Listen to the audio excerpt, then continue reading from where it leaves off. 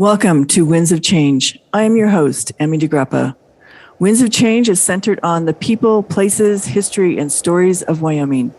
We talk about identity, community, land, and the winds of change, and what it means to thrive in our state. How does someone identify with wide open spaces and big personalities in small towns? Listen to folks from across our state share their connection to Wyoming and home. Brought to you by Wyoming Humanities.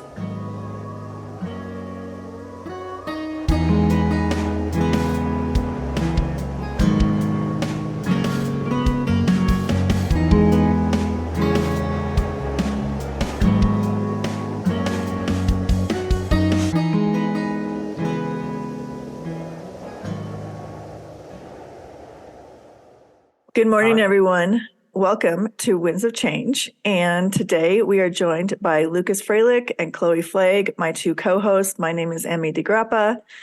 And we are going to be talking with Bruce Bradley and George Zeimens about Sunrise, Wyoming and archaeology. So welcome to the two of you.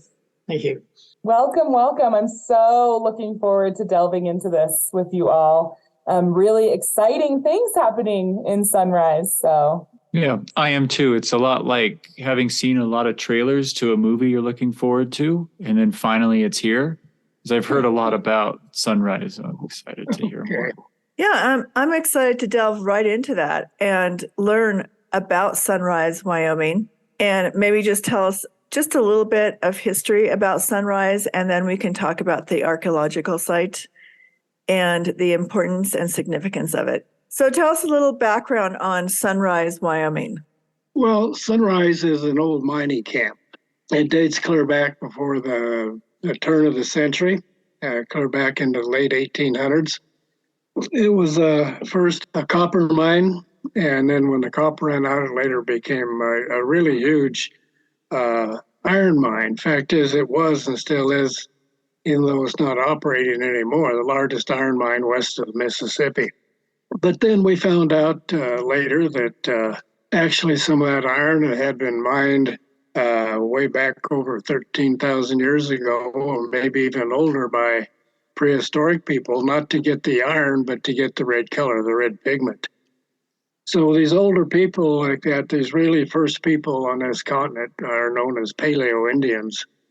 And so consequently, this is the only Paleo-Indian red ochre mine in North America, which makes it a really significant site because it's a chance to learn something new about Paleo-Indian people. There are a lot of Paleo-Indian sites in the North American continent, but this one is unique and it's different, and it's a chance to learn something different about these people. Now, Sunrise, you asked if Bruce and I were living at Sunrise. No, we're not. Sunrise is a ghost town. The iron mine shut down clear back in the 1980s. And the only person that lives there now is the landowner that owns the property, caretaker. We do live there during the summer months doing our research, but for most of it, it's just an abandoned mine, an abandoned mining camp or mining town, as you might call it. It was never an incorporated town. It was always a mining town or a mining camp. Oh, that's interesting. So, Bruce, tell me about your background as an archaeologist and how you ended up working in Sunrise. Well, that would be a very, very long story, so I'll try to keep it fairly short and concise. I was fortunate enough to meet George Frizen, who was the state archaeologist in Wyoming back in the 1970s, and he invited me to come and work with him and other people on a number of sites in Wyoming. I was at the time living in Arizona. And so I did that. And I was, again, fortunate to work on some of the classic now, absolutely classic Paleo-Indian sites, most of which are in Wyoming.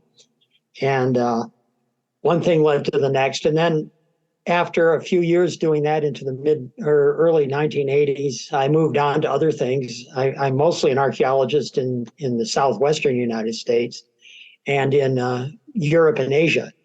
So I moved along, did other things, kept in contact, of course, with the Georges, as we call them. And yeah, it worked in many places doing many things. I spent 14 years teaching as a professor at the University of Exeter in the United Kingdom, and retired and moved back, 5-6 years ago now, and got back in touch with the Georges, and they invited me to come up to see what they were up to in Sunrise. And so I did that, went up and was very intrigued with what they were finding. And they asked me to become a co-principal investigator with George Zeimens on the project there. And I hadn't been in Wyoming in a long time, and I really love Wyoming. So I said, yeah, I'm retired, but I can manage this one. So that's how I got involved. Have you worked on other archaeological sites in Wyoming? Well, quite a few back in the 70s and early 80s. Yeah, we worked on, oh gosh, I could name a whole bunch of them: the Horner site, Agate Basin site, Casper, it goes on. And many of these I contribute to publications. So they're either chapters in books or articles in journals. What is your love for archaeology? What do you find so intriguing that keeps you digging? Well, yeah, it's of course more than digging. The digging is the sort of upfront part of it.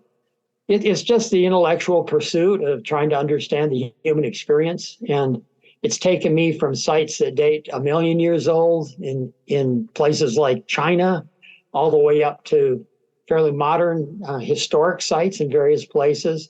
And it's just that sort of detective story of understanding the human experience and finding out how we are all alike and in what ways we are different. And archaeology is just one avenue of doing that. And it has to do with material culture, what we actually leave behind. And that was one of my basic interests, and still is one of my basic interests, is how were things made? How were they used? Why would they do this instead of that, et cetera, et cetera. Anyhow, it's trying to understand the human experience through the very, very limited resource of archaeological materials. And it's a real intellectual challenge, and that challenge is something I really enjoy engaging in. And that's about that. Fantastic, Bruce. Emmy, what was our question for George? How did he get involved in Sunrise? Right, how he got involved. And he was talking about the archaeological site in Sunrise. And basically that Sunrise is a ghost town. I think that was the last thing he was talking about, and that it was basically a mining camp. Is that right, George? Well, yeah, what happened is, CF&I, the company that was mining the iron, went bankrupt, and they shut down in 1980. And consequently, to make a long story short, after that, property reverted to private land. And the man that bought the property and ended up owning it would not allow anybody to go into the site. We knew about the site because when they were doing some reclamation work up there to try and take care of all the hazards after the mine closed, Wayne Powers had showed back up and told us where the site was. And we knew where the site was, and we thought we knew that it was a Paleo-Indian red ochre mine. We didn't know for sure, but to make a long story short, it became private land. We were shut out of the site for about 25 years until John Voight bought the property in 2011. And so, all along we were, curious and interested about this site. We kept monitoring the site, and deposits from the site kept eroding out and falling down to the ground below for 25 years, unfortunately. When those artifacts fall out of context, you can't learn as much about them as when they're still in their primary context. But anyway, John Voight finally bought the property, and George Friesen and I went up and visited with John, and he said, well, I bought this iron mine for the iron minerals. That's my interest. And he said, when I bought it, nobody told me about this archaeological site. And we said, well, we think it's a pretty important site. We'd like to get up there and do some more work. And John finally was amenable to us coming in and doing some more testing at the site. But anyway, it turned out that we didn't know much about the site at that time, but it turned out to be an extremely rich really important site. And John Boyd got excited about it himself, and in a sense really bought into it. I really like what you guys are doing, and he supports us in a lot of different ways in our research, and so we're really glad to have him on board.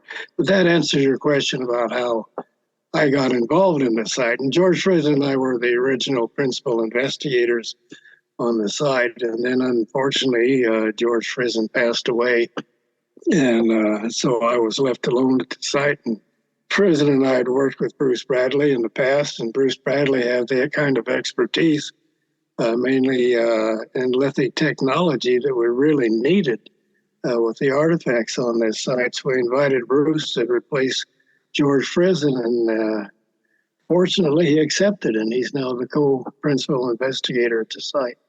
Question to either of you. It's an open-ended thing. You mentioned that there were signs of pretty intensive mining operations that date back quite some time. I'm imagining hundreds of years, probably, just guessing. Do either of you ever get the sense that in the modern world today that we tend to underestimate ancient civilizations and their capabilities to just do things? I can speak to that. We constantly underestimate what people did in the past. And even as archaeologists who are supposed to be out there trying to figure out what they were capable of, we tend to have biases that put us in a situation where we sort of assume certain things about what people could do in the past. And this is just one example of many, many where we highly underestimate what people were up to. And that's what makes archaeology so interesting. If it was just studying the same thing over and over and over again, we'd say, well, why bother? But every year, every project I go on, I'm astounded by what people were doing in the past that we sort of figure they couldn't do. And this is all over the world. It's not just here. Mining like this, we've known for a long time that in certain circumstances, ancient people would mine stone for making stone tools, etc. In fact, one of the biggest areas that we know about for that activity is right in the same general vicinity called Spanish diggings. But the idea that they would actually mine red pigment, red ochre like this and put that kind of effort into it, it surprised me. Red iron oxide is not that uncommon on the surface, so why would they go about digging it up? And so we've got questions about why, which is also a very difficult thing to determine archaeologically because it gets to human motivation. Oftentimes we have no idea why people did things. In fact, I hardly know why I do half of what I do. But but this whole effort to get red pigment has got to be incredibly special because you can produce it from surface materials. It's not that uncommon. In fact, iron oxide is one of the most common minerals there is all over the world. But people really got into all over the world at many, many different times, got into the whole sort of symbolic aspect of red and what it might mean. If it's probably meant different things in different places at different times. But the Paleo-Indian people in North America really focused in on red and red pigment specifically. So to find an actual mine where we can determine and demonstrate that they were putting in a major effort to get this material is really something very special.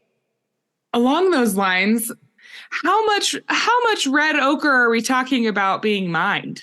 Like, is this wasn't just for one tribe's use, right? This was for a whole region of people. Like, how much mining are we talking about that they did there, do you think? We're still in the early days of the work out there. One excavation was done by Spencer Pelton and opened up a section of what we can see as a trench. Trench is maybe a meter and a half wide, and it's, I don't know, quite a few meters long. Turn that into yards for people that don't see meters. The volume that came out of that in terms of what was useful and what wasn't is hard to determine, because the only certain pieces of that stone produced the iron oxide they were after.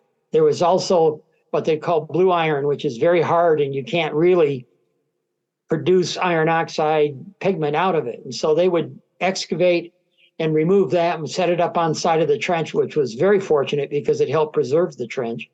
There's studies going on now looking at trying to identify sources of iron oxide. The actual mineral content can be quite different from source to source, what we call trace elements, like rubidium and really minor things. We're hoping that we can actually trace to the sunrise source from the archaeological sites out there on the landscape. And it seems to be potentially working. And so far, it looks like this iron oxide from Sunrise may have gotten around the whole High Plains area. Again, very preliminary, but very encouraging and exciting. So again, with red ochre or red iron oxide being relatively common on Earth, one would ask, why would they go there to get iron oxide, or why would they trade with people from there to get this very specific iron oxide to use in their rituals and however they used it from all over the region? Again, the why questions are the ones that really get after archaeologists. I really think that's interesting, and especially because one of the most common dyes that were always used for Native Americans and still are today is the color red. So maybe that is, it comes out of that source that they were able to use that quite a bit in, creating other products that they used. Red iron oxide is something that's universal. I worked on an archaeological site in Russia that dated about 25,000 years ago. Mammoth bone dwellings, amazing stuff. And we found caches of red iron oxide, red ochre. We found human figurines carved out of ivory that were coated with red ochre. So red ochre is something that basically is part of the human psyche, I think. I think we're hardwired to red. And so although we do see it in the Americas and Native American, we see it all over the world. It's something that's very, very fundamental. And why one source would be chosen over other sources, that's a really good question that we're hopefully get to one of these days. Absolutely. I find it fascinating. So it's so interesting to talk about archaeology for humanities people who are always thinking about the people, right? You're Right. looking at the earth and the signs of people that were there. And we have all these questions about what did they use it for? Were there other uses for red ochre that you know of besides just its pigment? Is there any other reason why they would use red ochre aside from pigment that you know of? Yeah, there's a lot of uses for red ochre besides pigment. It's a preservative. Oftentimes, leather would be treated with red ochre to preserve it. It also preserves wood. So you can coat wood with red ochre or red pigment or red iron oxide, and it helps preserve it and last longer. You can use it as an abrasive, like rouge. Everybody knows about rouge. Okay, well, it can be used as abrasive to polish things. There's a number of practical uses. Where we see it archaeologically generally tends to be in what we consider ritual or religious contexts, symbolic contexts. And that's partly because of what gets preserved. So we don't find a lot of wood objects, right, that are 10,000 years old. So finding red objects or objects that were coated with red ochre, we find the ochre, we just don't find the objects. To actually say how the material was used in a particular spot or context, as we call it, is a very challenging process, but we're working on it. So, George, tell us your experience and what you've learned that's been really interesting in this archaeological site and the red ochre. When I was a student, an undergraduate student, I was taught that the earliest people on this continent were what they call Clovis people. And they're still called Clovis people. We know now that there's people there earlier than that. But the Clovis culture for a long time was considered the earliest culture on this continent. We don't know exactly where they came from or exactly how they got here, but we do know that within 300 years, they'd populated this entire continent. We find sites all over North American continent in a 300-year period. They all date within that time period. Well, that's counter to what we were taught, that these are just small bands of hunters and gathering people that arrived here and were hunting mammoths and living where there were giant bears and giant lions and giant wolves and giant snakes and just scratching a living out of the land. It suggests that they were a whole bunch more socially sophisticated than just small groups of hunters and gatherers. And on top of that, when the Clovis culture disappeared for whatever reason, and another culture appeared, they made an entirely different projectile point than the Clovis people made. Technologically, it was entirely different and looked a lot different. That's an idea, right? A thought. And that spread within a couple hundred years, again, clear across this continent. It's an idea. It's a thought. It's kind of like there was somebody in charge saying, hey, folks, this is the way you do things from now on, and you better do it that way. Probably wasn't that way, but, it's highly suggestive that they were more sophisticated than we give them credit for. It's hard to detect that kind of sophistication from what we're studying. We're studying basically bones and stones in these sites, and so much of their culture was non-perishable and has disappeared. We keep trying to explain the way that they did different things, and that's really difficult too. How do you explain the way people do different things today? They do some things that are just totally irrational and are unexplainable. And these people were human beings. They were just like us. How do you explain when you find a certain artifact in a certain context, how it got there, what they were doing? You've got to be really careful. With the red ochre, we know very little about red ochre. From the site, we've learned a little bit about how they were mining it, the kinds of tools that they were using to mine it with. One reason they were digging it rather than just collecting what was on the surface is that ochre, that pigment, comes from a soft kind of iron. And that soft iron, when it lies on the surface, and is exposed to the weather leaches all the ochre, the red color, out of it. But if you dig down into the ground and you get fresh pieces, all you have to do is kind of knock it together and that red ochre just pours out of it. And we learned a little bit about how they were processing it. We've got a couple places on the site now where we've got some pits, some circles in a circular form, about 1.5 feet, 2 feet across and about 1/2 foot deep. They're just full of busted up pieces of soft iron. So we're learning a little bit about how they processed this iron and how they excavated it and why they had to excavate it. And another thing about the use of red ochre, having worked there, and believe me, while we were working, we were absolutely, totally covered from head to foot with that red pigment. So were the historic miners when they were working in the mine. And one thing we learned about it, it makes pretty good sunscreen. Protect you from the sun. Whether or not it was used that way prehistorically, we'll never know. It also seems to keep the bugs off. So those are two possible uses of it. The landowner, John Voigt, went down in the basement of the YMCA building there, and he took some translucent clear paint, and he mixed a bunch of red ochre with it and painted the floor down there red. And it's just beautiful.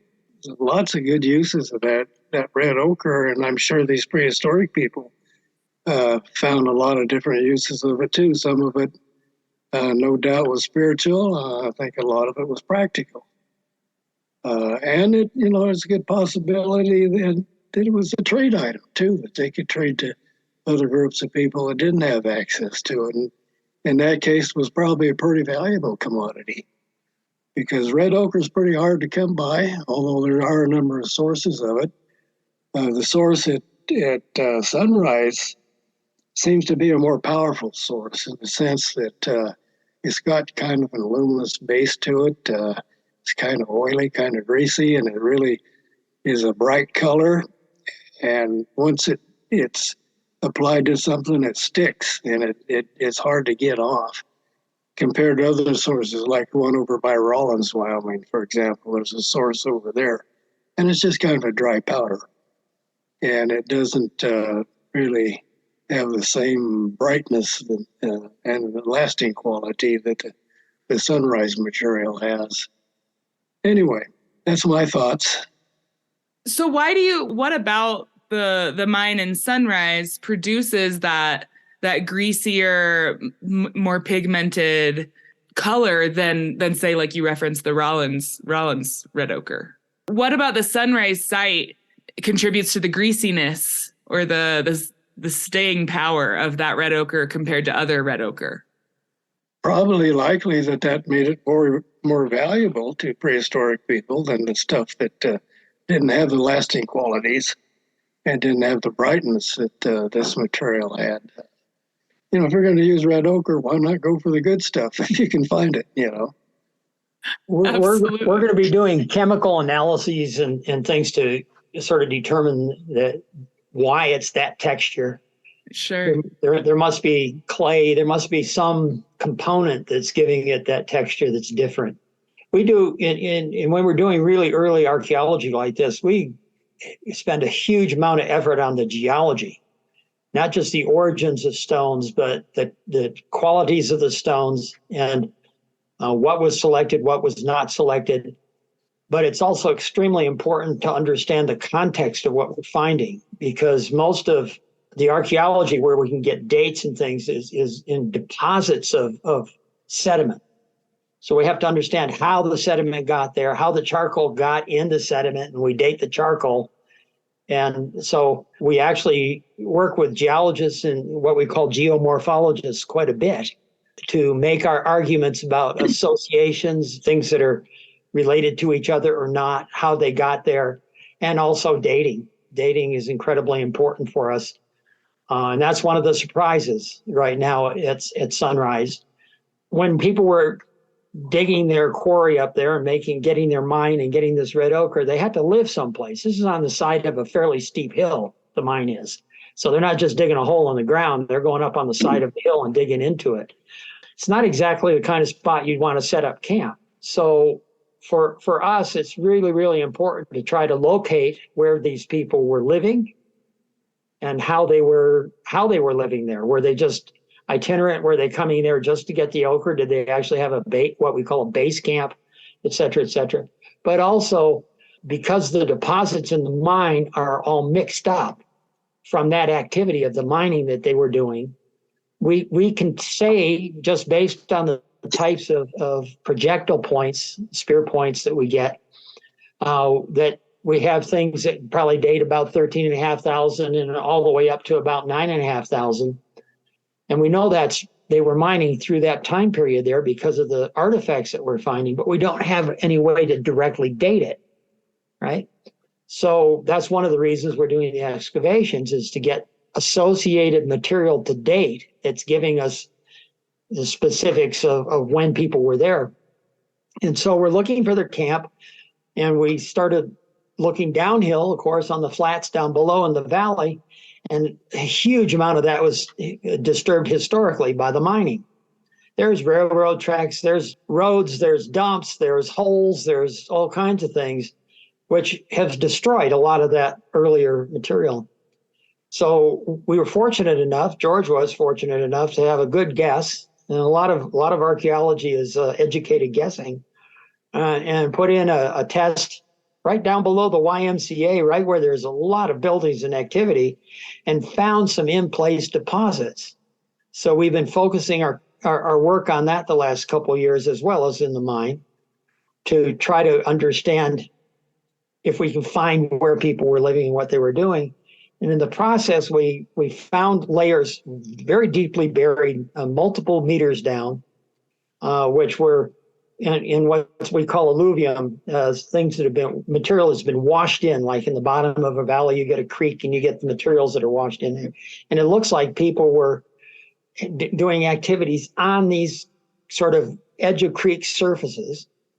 And we've got some charcoal and some bone and things, and another sediment that we can date. And the surprise was we've got dates that are older than we expected, older than the projectile points are telling us, and going back as far as 15,000 years at this point. These are preliminary findings. These have to be verified through other work, and that's what we're doing. But we have two different dating techniques, and they're independent of each other. They don't rely on each other. And both of those techniques are telling us that we have some very, very old pre-Clovis deposits down there. So that's another unexpected discovery. It may or may not have anything to do with the ochre mining, but it's really exciting stuff. Whenever you start poking in the ground, you often find things you're not expecting. If we only found things we were expecting, we could quit digging. Yeah. Yeah. So help us understand what that means. Help us understand what it means to find evidence of people here earlier than we thought. What does that mean for all other archaeology in the area, but the land itself? What does that mean? Well, George, if you don't mind, I'll continue on a little bit here. Go ahead, Bruce. One of the things that I've been really working on, both in North America, South America, and in other parts of the world. The first thing that it means is that we've been misled in a sense by our concept of when people arrived. As George indicated earlier, he was taught, I was taught, we were all taught, we all bought the concept that this group that we call Clovis came in from somewhere else, full-born culture, discovered the Americas and just populated the whole thing in 300 years, all the way to the southern tip of South America. And somehow or another, we didn't really question that. We sort of questioned it, but not really, because we didn't have evidence that people were here before that. Well, we now have very, very strong evidence in many different parts of the Americas that we had people possibly as early as 30,000 years ago in South America. That's tripling the age of Clovis. And so what it means is that Clovis may not have been a culture that came in full blown, ready to go and swept across the Americas. Clovis may actually be, like George was saying, a concept rather than a people. And if that's the case, you have to have people here before them. So we do have it in many places, but so far, this at Sunrise seems to be the first that we've located potentially in Wyoming. So it's a pretty exciting thing for Wyoming, I think. I've worked on a number of sites, different places that are older than Clovis, Texas specifically, but also in Maryland on the East Coast. I've worked in sites in South America that are older than Clovis. But to get one in the mid-continent, right in the middle, means people were pretty widespread. They weren't just hanging in the coast. They weren't just sort of here and there. To get them in Sunrise, if it turns out to be the case, I think it's really exciting in terms of the whole concept of the human experience in the Americas. Well, and this is the first time that dates older than Clovis have been found in Wyoming, associated with artifacts. And that's important too, the fact that these dates are associated with artifacts, so they're cultural. But like Bruce said, this is preliminary information. Our dates so far are on what are known as sediments rather than directly on artifacts. And there are a number of things that can happen to affect your dating. So it's all pretty preliminary. But on the other hand, they're definitely old dates and something that they're stratigraphically buried way down deep below some more recent dates. So it's something, and they also come from, incidentally, just a very small test that we have going. The size of that test right now is about 4 feet by 6 feet. And we've got lots and lots of artifacts out of that little area. And we need to expand it. I need to expand it out and see if we can find something a little more diagnostic, something that we can date directly, like some good solid charcoal or some bone. But like Bruce says, it's exciting. Anytime you get into something new and different like this, in the archaeological world, is really exciting. It's a great deal, and you know, in the nature is that thing up at sunrise. Every time we turn around up there, we find something new and different.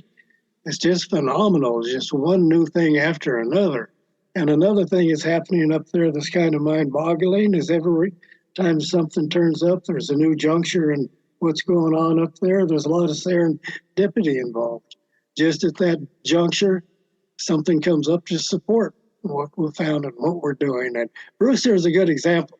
You know, after George Frison passed, and finally Bruce had some time in between some of his world travels, we're able to get a hold of him and say, hey, we need some help up here.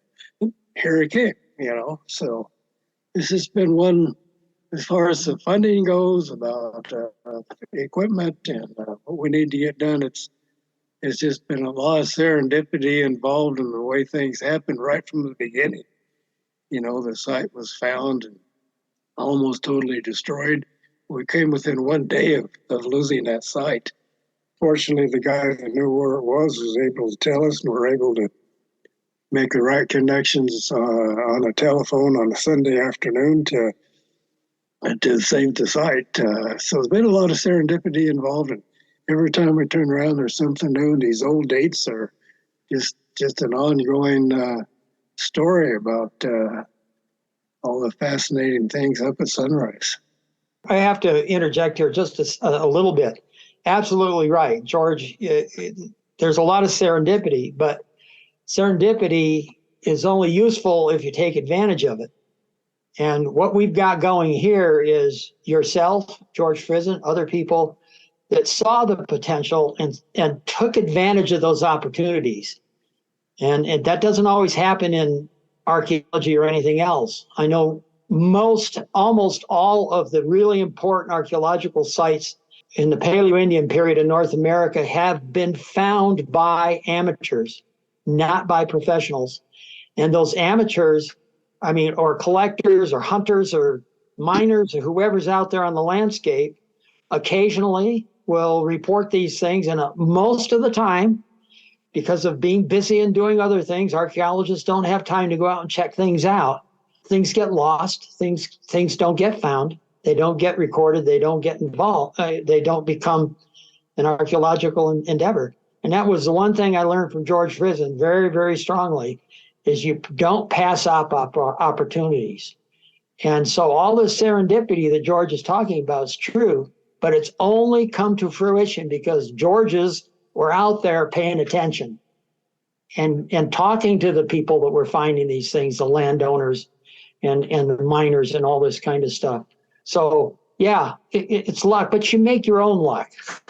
I love that. Sunrise is a classic example. Yeah, I think that's a good picture of the story of the human experience in general, right? Like the whole idea Absolutely. of, it's just sometimes things just happen. You just happen to be in the right place at the right time. There it is. You take advantage of that opportunity. Right. And the same goes for not taking advantage of it too. That's right. How much could we have known if only, right? Ugh, Yeah. Crazy. Absolutely. Well, I have one more question before we go. And it's really how you educate people, the general public, how you talk publicly, what's outward facing for the archaeological site that people can learn, and how do you help people relate to the past and bring it into the present? Well, I might start that, Bruce, if I can. Yeah, please do.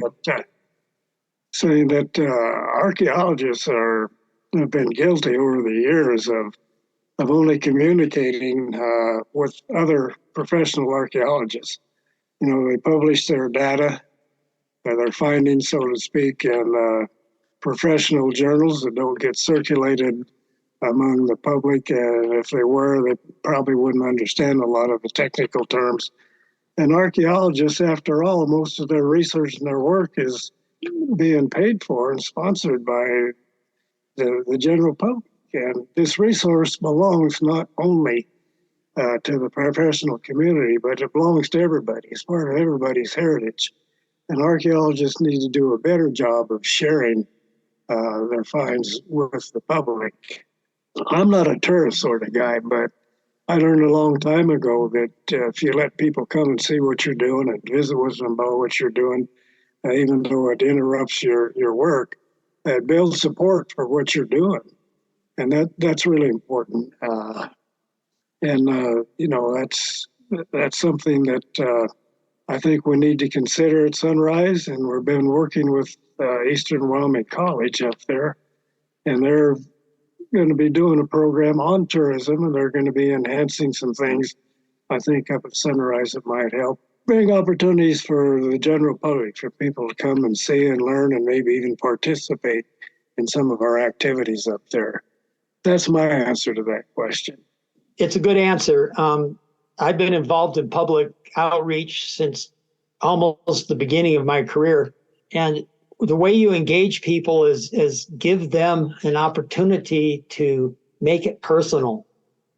You know, people can go to museums and see these static exhibits and stuff, and 3 weeks later, they don't remember them. But when they've had a chance to spend an hour digging in that red ochre and handling the artifacts and having the discussions, the intellectual connection with what we're doing, man, it's amazing. There's very, very few people that walk away and say, oh, that's not interesting. And so engagement is more than just telling a story in an exhibit. That's part of it. But it's giving them a personal connection. And an example of how that can be achieved, Bruce, is last summer, or summer before last, we had a student up there from Pennsylvania, and a high school student. They were doing some work up there on the YMCA building on a different program. But anyway, I found an artifact in the mine, and I hadn't touched it. I brushed it off and dusted it and everything. And I called that group of students to come over and observe how we handle a find like that, how we take care of it. And then I let the student pick it up, and he's holding it in his hand. And I told him, I said, hey, you're the first person in 13,000 years to hold that artifact in your hand. And that kid is still walking around on a cloud up in the air somewhere. It affected him so much. But Bruce is right. You've got to make it personal. After all, these people are human beings. We're talking about humanity and ways to get at it, and you've got to make it personal, not just cold, raw data. Yeah. The one thing I found over the years is that no matter what people do in their life, they have something to contribute to the archaeological endeavor. I mean, I've worked with lots and lots and lots of people on excavations, et cetera. And every single one of them, no matter who they are, has some experience that can be applied. I mean, I've had people, it just goes on and on. A banker, what does a banker have to do with it? Well, let me tell you, archaeology doesn't come free, right? So financing, somebody, other professionals, somebody that one time I had a fellow, basically his job was garbage collector. I said, what do you think we do all day? We collect garbage. And the whole concept of just a human experience can be applied. And if you can connect people with their personal experience and how it can be applied, bang, you got them. So I think we're very aware of our responsibility towards public outreach. It is a challenge because it can get overwhelming. It can end up taking all your time, but the whole group of us is totally committed to doing that kind of activity. So you'll be seeing a lot of this coming out of Sunrise. Well, it's been great talking to you both today, and I really appreciate your time. Sorry we had some glitches with George, but that's fine. I was just thinking about what you were saying about how everyone's a part of archaeology. And I think about little kids. And when I was a kid, and we used to make mud pies, and we did a lot of digging. Yeah. And we used to eat them too, I think. But anyway, so I don't know Lucas and Chloe have any parting words for you two? Oh, absolutely. Thank you both for taking the time to share your experience with us, with our listeners.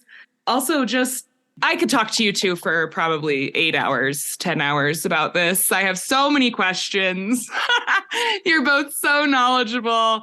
And George, I think you're absolutely right. We are going to see so much more coming out of Sunrise, coming out of the site. So much more we're going to be learning about.